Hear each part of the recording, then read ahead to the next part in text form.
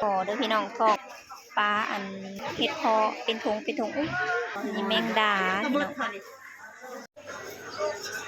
กับสบายดีพ่อแม่พี่น้องบ่ได้ถ่ายคลิป2-3 มื้อเนาะพี่น้องเนาะบ่ได้ลงคลิปหลายมื้อเติบแล้วมื้อนี้เซาฮงก็สิมารีวิวตลาดเด้อพี่น้องเด้อตอนนี้เห็ดปวกก็ออกหลายก็สิออกอีกบ่หรือว่าสิโหยแน่แล้วก็บ่ฮู้เนาะทั้งเห็ดปวกเห็ดละโงกแล้วก็เห็ดเพาะเนาะตอนว่างมื้อวานมื้อก่อนเนาะก็สะฮงเราตลาดก็เห็นหลายอยู่แต่สะฮงก็บ่ได้ถ่ายลงถ่ายแต่คลิปสั้นเนาะพี่น้องแล้วมื้อนี้ก็สิมาถ่ายคลิปยาวเนาะอัปเดตตลาดให้เบิ่งหลังจากที่บ่ได้ถ่ายบ่ได้อัปเดตแต่ดนเนาะไปเบิ่งกันเลยตอนนี้ก็เป็นยามแลงเนาะสะฮงก็สิปาห่านไว้แล้วก็สิไปเลาะตลาดเก็บภาพบรรยากาศให้พี่น้องได้เบิ่งได้ชมมื้อนี้คนก็บ่ค่อยหลายปานใดเนาะเรื่อยๆฝนก็สิตกฝนก็เสียงดังฟ้าฮือๆอยู่ฝนสิมาแล้วมื้อนี้ 80% พุ่นน่ะสิว่าสิตกบ่ฮู้ว่าสิตกฮอดพี่บ่หรือว่าไปตกบ่อนอื่นเนาะไปเบิ่งตลาดแรงพี่น้องนี่เดี๋ยวสิลัดไปเนาะลัดทางนี้คนก็บางคนเขาเจ้าก็ย้านนั่นย่านฝนตกห่ำกับบ่ได้มาเนาะมีแต่คนในตลาดทางนี้ขายผักขายมีพี่น้องเอ้ยแนวกินก็หลายผักอันนี้ก็นี่ดีผักอันนั้นเห็ดละโงกพี่น้องนี่หน่อไม้ก็หลายทั้งแมงกีนูนขนุนขนินเนาะทางหน่อไม้หน่อมันผูกเสียงฝ่าห้องลืมเติมตำอยู่อันนี้ผักอันนี้เห็ดขาวเนาะพี่น้องเนาะแกงกินกระแสบเห็ดละโงกและ2 ธงตั้งอยู่นะ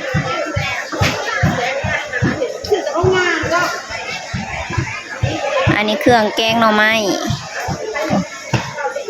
เดี๋ยวสิพาไปเบิ่งอั่วเนาะเป็นอั่วเหลือมุกนิ่งป้าเห็ดยาวๆใส่เกลือแล้วเห็ดงามอันนี้เนาะออกใหม่พี่น้องเห็ดละโงกดอกบักใหญ่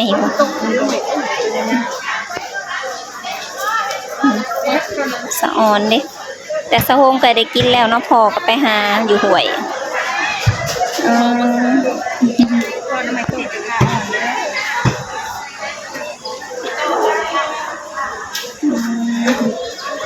เครื่องกินเขาเจ้าเห็ดเป็นทงพี่น้องเอ้ยหลายเนาะแนวอยู่แนวกินก็ได้คือว่าหลายปะไว้ก็มีนี่ดิตุ๊กเขาเจ้าแก่เห็นแล้วก็มีวงหนึ่งตัวนี้ขาอ่อนมื้อนี้เพิ่นบ่ได้สั่งกันมื้อได้สั่งก็ซื้ออยู่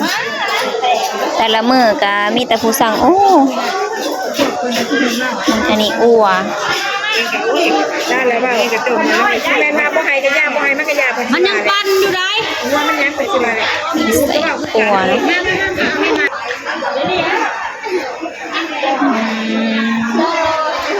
เป็นปิ่งเป็นจีพี่น้องเอ้ยอันนี้ปิ่งเนาะอันนี้ปลาแห้งนี่ก็ปิ่งจีคือกันเป็นเห็ดซีนแห้งคนพี่น้องคนหลาย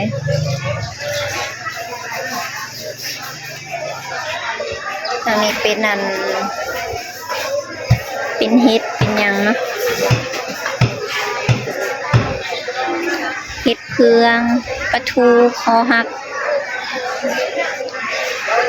ปลาทูหน้างอ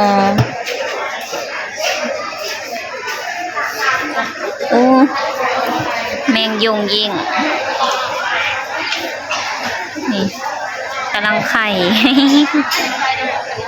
เดี๋ยวสิพาเลาะทางนี้ก่อนแล้วจังเลาะขาเมื่อแล้วก็จังเลาะซอยทางนั้นเนาะ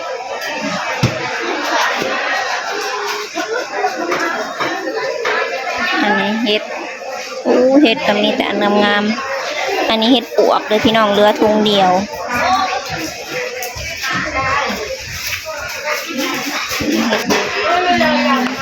นี้จักปลาอีหยังบ่เคยเห็นเหลืองๆนี่อันนี้เห็ดอันปลากระแตบอันนี้เป็นอันเห็ดเพาะคน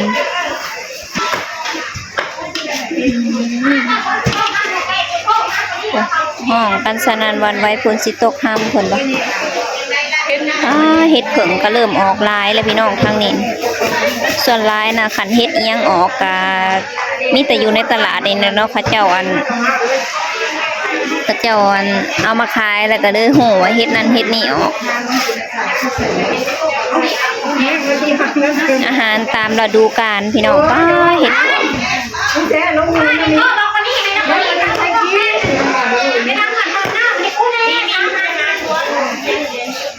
ต้อมคือบ่เห็นมันต้อมคือบ่เห็นแม่เท่าก็ถาอยู่ก็เลยไปซาเองซะมืออื่นเลยพี่น้องพ้นกับสีมาป้าเมิดคือ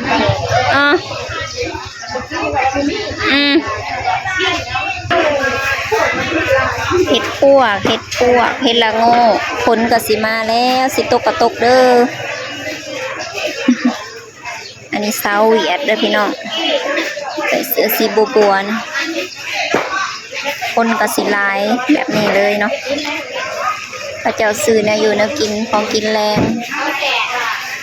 ตาเนี่ยมาพี่ตาเนี่ยมาพี่ไอ้ก็บอกให้รับพ่อบอกอีกเท่านี้มันเรื่องมาอะไรคุณแม่ไม่ได้สีบได้พาไปทางอันนั้นเนาะแต่สีเลาะอยู่นี่ต้องเทปะแถวมืออันนี้ขนุนตาเนี่ยพ่อบอกเบิ่ง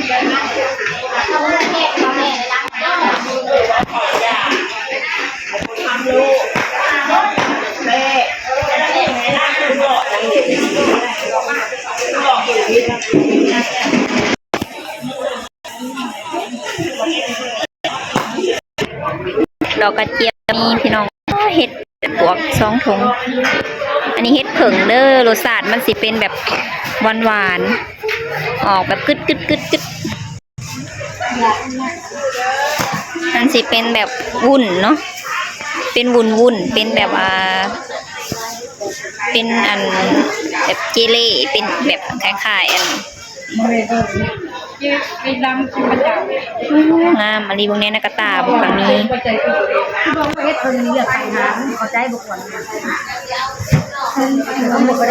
พระเจ้าไปซื้อต่อมาไปซื้อมาแบบลายๆแล้วก็เอามาขายแสบอยู่เนาะเห็ดอันนี้เซาโฮงก็กินอันนี้เขาเจ้าเอิญเห็ดเผิงเนาะเห็ดเผิงหวานมันมีเห็ดเผิงหวานกับเห็ดเผิงขมพี่น้อง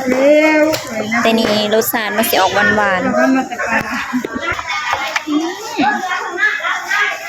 ปลาคอใหญ่ปลาช่อน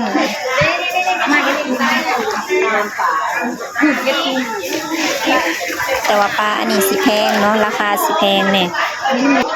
อันนี้เป็นกิโลเด้อพี่น้องทองไข่อึ้งลือ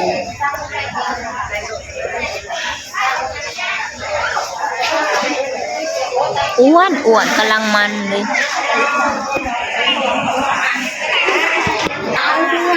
อันนี้ไข่หมดแดงเห็ดปวกจุ่มปุลุยอันนี้ก็เห็ดปวกเนาะเขาเจ้าขายปลาพี่น้องนี่ค่ะขายปลาเห็ดปวกค่ะนะไปตาแพงสะออนผู้ใดกันบ่ฮู้ว่าโลเท่าใดแล้วเนาะเมื่อก่อนนะ200,000พี่น้องไปมาเบิ่งทางนี้แล้วก็สิพาเมื่อแล้ววันนี้ก็ได้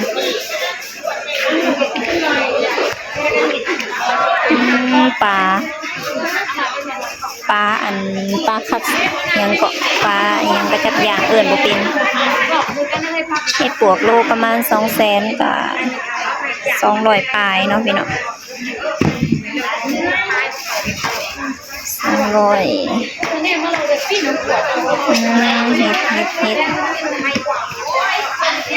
เห็ดพอเป็นถุงปวกเห็ดปวก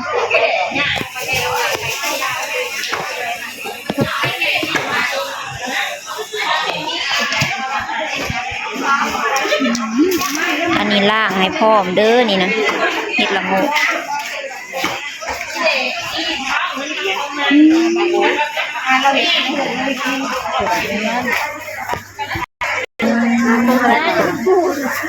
กลัวกระเช้าจิ้มมันมีเดือดร้ายตัว นี่แมงดา แมงดาข้าวโตข้าวเป็ดโต ป้าล่างให้พร้อมเห็ดปวกก็ได้งามมาเลยขูดขี้ดินให้พร้อมมีป้าโตคักๆเลย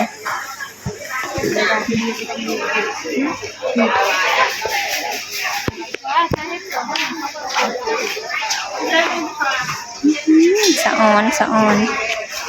มีขากระล่างไอ้พ่อ แมงดาเนาะ แมงดาป่นแมงดาน้องพี่น้องผู้ใดมักบางคนก็คิว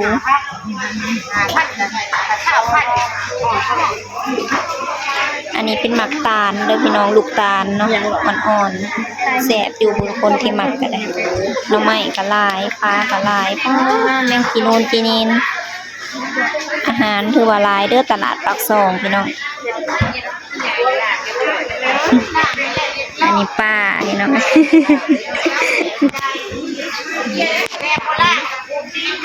อันนี้ป้าเสาหงเนาะมาเบิ่งเฮ็ดเพิ่นแพงปานใดเพิ่นก็ซื้อเนาะส่วนหลายป้าสิเป็นคนซื้อเนาะพี่น้องเสาหงก็เป็นผู้ซิมเนาะไปเลยเราหาแนวกิน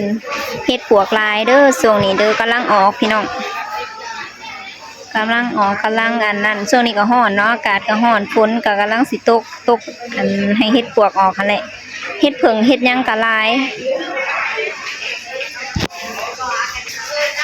อันนี้ก็เฮ็ดอันนั้นเฮ็ดอีหยังก็เฮ็ดอันเฮ็ดเพาะ เว้าเฮ็ดเพาะก็เว้าบ่ออกอันนี้ก็ผู้บ่าวพี่น้องเลาะตลาดเบิดมื้ออันนี้ก็ได้บ่มีการเมื่อยงามเม็ดนะก็ได้สะออนเด้ประมาณ200 300นี่แหละโลนึงก็ได้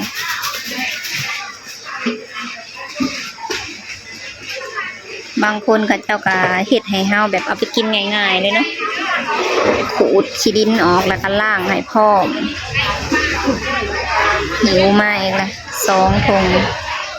ผลสิมาแล้วสำนีเด้อพี่น้องเด้อสำหรับคลิปนี้ก็ขอจบไว้เพียงสำนีเนาะพอกันใหม่คลิปหน้าคันมีเอียงใหม่ๆก็สิอัปเดตให้เบิ่งเรื่อยๆแต่ว่าเลาะตลาดนี่ก็ม่วนแห้งเนาะมีแต่แนวอยู่แนวกิน